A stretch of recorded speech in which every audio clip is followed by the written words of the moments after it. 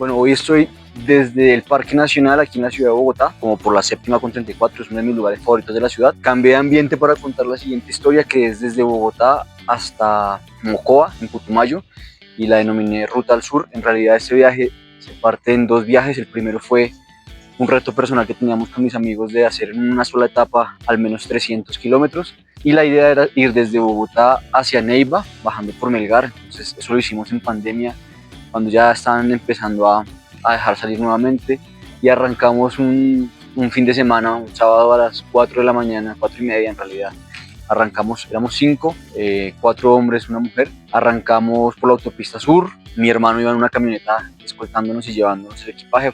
Salimos por la autopista sur, Rosas, empezamos a bajar hacia Fusagasugá, y desafortunadamente en la bici que iba, que era una de ruta, íbamos 3 en bici de ruta y 2 en bici todoterreno. Mi bici, las corazas se le dio por molestar ese día un montón, y me pinché 3 veces bajando hacia Silvania. Entonces eso hizo que perdiéramos mucho tiempo, que también pierda uno concentración, uno se desespera de cierta forma, y por más que le ayuden a uno a despinchar, pues igual cada despinchada se lleva en el mejor de los casos, 10, 15 minutos. Pasamos Fusagasugá, llegamos a Melgar, todo el calor de la zona del Magdalena, ahí ya desvía uno hacia el Espinal, y pues ya toda esa zona es súper plana. Eso favorece un montón, digamos que no hay mucha elevación, si bien toda la ruta hasta Neiva marcó como unos 1800 metros de desnivel positivo, en general se percibe más plano, ¿no? Es más el calor el que lo agobia a uno. Pasamos el Espinal es la mitad de la travesía, que eran 150 kilómetros, ahí nos hidratamos, seguimos andando hasta el Guamo, que son como unos 20 kilómetros más, y ahí sí almorzamos. Ya ahí, obviamente, ya hemos reventado varios, súper cansados, o todos por no decirlo, y ahí seguimos. Ahí ya llevábamos como unos 170 kilómetros. Mis dos amigos, Julián y Kate, que iban en bici todoterreno, obviamente era más difícil, y como en el kilómetro 190 decidieron subirse a la camioneta. La idea era esa, cada quien se retaba a sí mismo a ver hasta dónde lograba llegar, y pues para eso iba el carro escoba, ¿no? Ahí seguíamos 3, seguimos avanzando, pasamos como por la entrada de Coyaima, siempre hidratándonos, mi hermano siempre llevándonos agua en el carro, consiguiéndonos Gatorade, sueros, lo que fuera. Ya llegamos a Natagaima, que era el kilómetro 217. Ya de ahí seguíamos nada más 2, nos quedamos 2.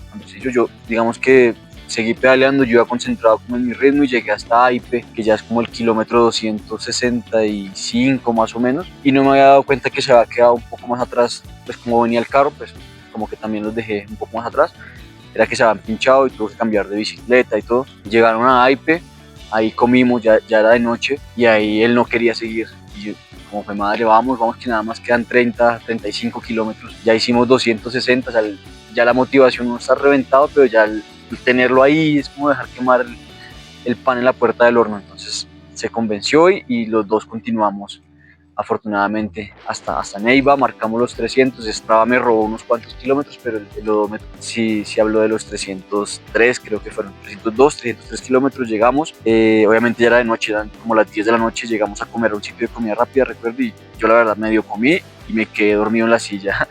Estaba muerto del cansancio. Al otro día fuimos ya en carro al desierto de la Tatacoa. Bueno, no es un desierto, siempre le decimos desierto, pero en realidad es un bosque tropical seco. Ya más en plan turístico, más tranquilos todos en el carro, y ya luego el regreso a Bogotá. Esa fue la primera parte del viaje al sur. Luego, casi unos meses después, para un 1 de enero, planeamos otro viaje ya desde Neiva hacia Putumayo, y esta vez lo hicimos con 2 de los que también habían ido al primer viaje, que eran Julián y Kate. Entonces esta vez, el 1 de enero viajé, yo estaba en Bogotá, ellos estaban en Armenia, viajamos en bus temprano después de haber pasado con nuestras familias, y nos encontramos en Neiva ese 1 de enero por la tarde, como a las 3, 4 de la tarde llegaron los buses. De ahí de una vez cogimos la bici y avanzamos un poco hasta Campo Alegre, que eran como unos 20 kilómetros más o menos, como por avanzar, como por ir ganando terreno. Llegamos a Campo Alegre, descansamos, y a la mañana siguiente salimos desde ahí. El destino, saben que nosotros, pues por lo menos mis viajes no son siempre la línea recta o el camino más fácil, sino siempre ir puebleando y buscando sitios de interés. Entonces ahí la ruta nos llevó, va bajando uno por Obo, y llega a un punto donde se divide la carretera, una va hacia Garzón y va bajando hacia Mocoa, y la otra va cogiendo hacia La Plata, Huila. Cogimos la de La Plata, Huila. Hay un punto muy bonito antes de esa Y, donde sube un poquito la carretera y se ve el río Magdalena así de fondo. En ese viaje yo llevaba el dron, hicimos unas cuantas tomas, Ya luego uno baja, pasa el puente sobre el río Magdalena y pasa uno por Paicol, ya empieza uno a subir. Esa etapa eran como de 130 y algo kilómetros.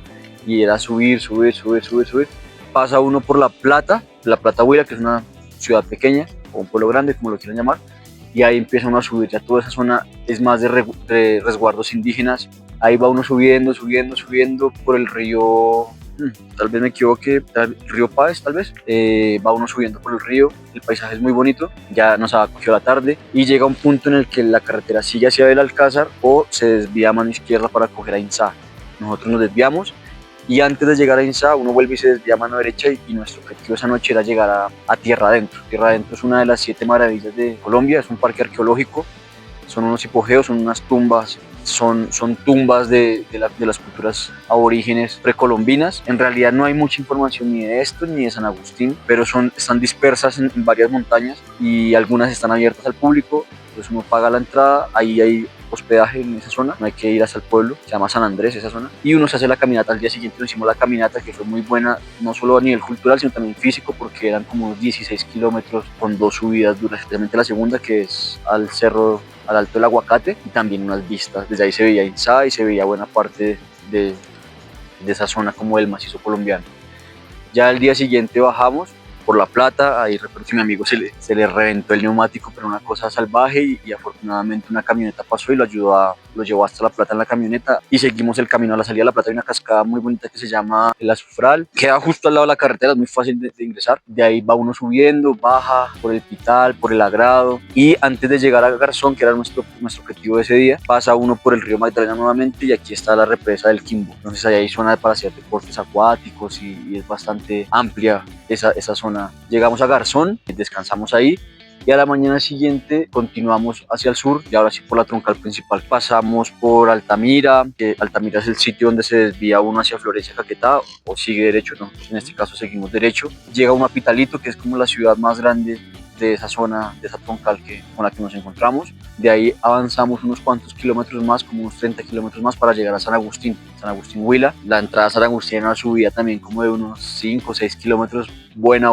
Llega uno a San Agustín, ahí nos hospedaron unos amigos afortunadamente, y al día siguiente fuimos al Parque Arqueológico, que es otra de las 7 maravillas del país, que también se la recomiendo un montón, donde están todas estas figuras en piedra que son absolutamente enigmáticas, porque no se sabe con exactitud cuándo, ni quién las hizo, ni cómo las hizo, ni por qué las hizo. Son piedras que no se ha encontrado hasta el momento ninguna herramienta de hierro, ningún metal con el que hayan podido esculpirlas, de unos tamaños de varios metros, con unas figuras donde tienen ojos como medio asiáticos, pero nariz negra y boca felina, unas cosas, eso como muy general. De ahí la caminata también es buena, hay una parte que no puede bajar a una piedra de estas que se llama La Chaquira, donde está el río Magdalena. Ya en esta parte el río Magdalena es muy angosto y de hecho desde ahí de San Agustín fuimos en un servicio de mototaxi hasta el estrecho del Magdalena, que es una de las partes donde es la parte más angosta del río Magdalena, que apenas tiene un par de metros.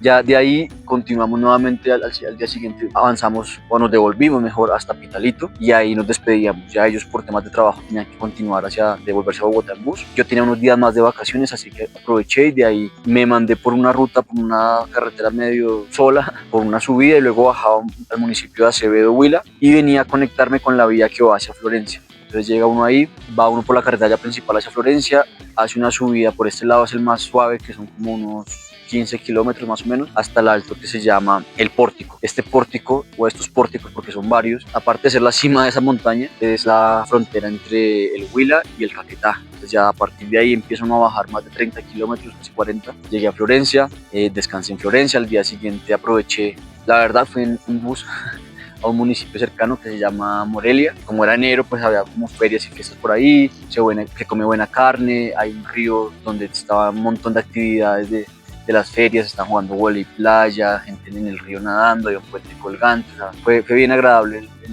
el paseo. Volví a Florencia en bus y la verdad ahí como estaba corto de tiempo, o sea, teníamos días más de vacaciones pero no muchos, decidí irme en carro. No había bus que me llevara a Pitalito, pero sí conseguí un carro de Ecotranshuila donde, desarmando un poquito la bicicleta, le quité las ruedas y lo logramos meter atrás en el baúl. Ese carro me llevó a a Pitalito, llegué a Pitalito, la volví a armar y ahí arranqué de una vez hasta Mocoa. De ahí de Pitalito a Mocoa, la ruta fueron más de 100 kilómetros, había buena subida. Y ya cuando uno llega a la frontera entre Putumayo y Cauca, es el río Caquetá, uno para ahí, pero cuando uno llega ahí al río Caquetá, está llegando el río Cañón del Mendillaco o Mandillaco, algo así. Es un río pequeñito, pero es un cañoncito, pero muy bonito, que desemboca en el Caquetá y luego va siguiendo hacia el Amazonas. De ahí hice la subida y logré llegar a Mocoa ya entrada la noche, llevaba buenas luces. Mocoa queda en la quinta porra, con todo respeto. Todavía, desafortunadamente, ya hace como 4 o 5 años que fue la avalancha, que tuvo un montón de muertos y un montón de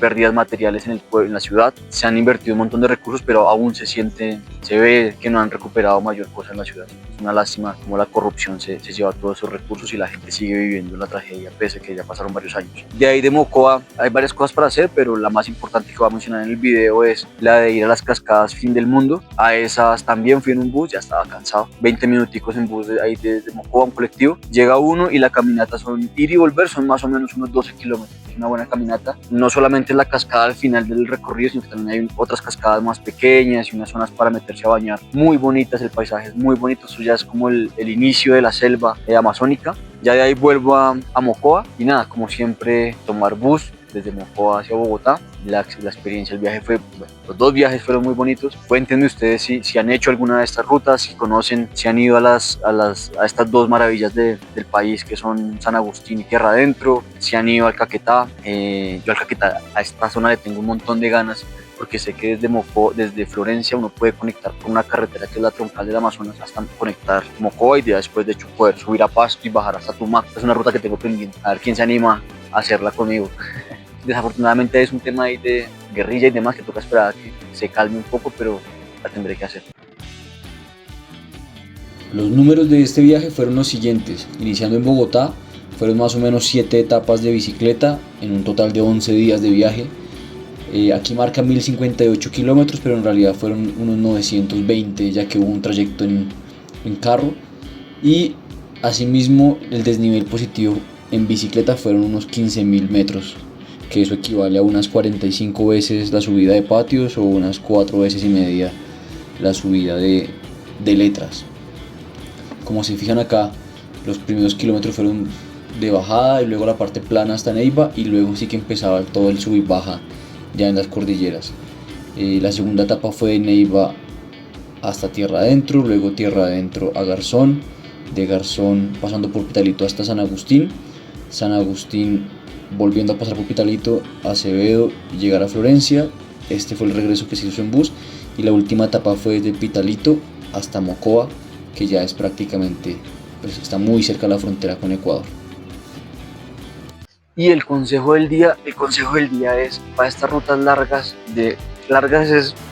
para mí larga puede ser 300, para ustedes puede ser 200, 500, las que sean.